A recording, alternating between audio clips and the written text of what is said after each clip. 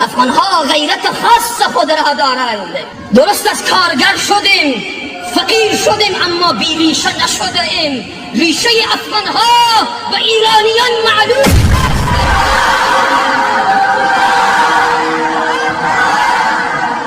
یک افغان بی خانه می شود اما بی هویت نمی شود. این درد دل است که می گویم، نمی ترسم و نمی حرام.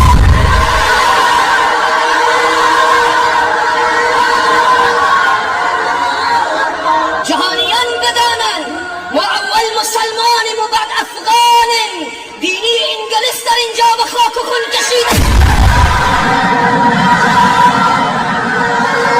بینی روسیه و امریکا به خاک و خون کشیده شده هست.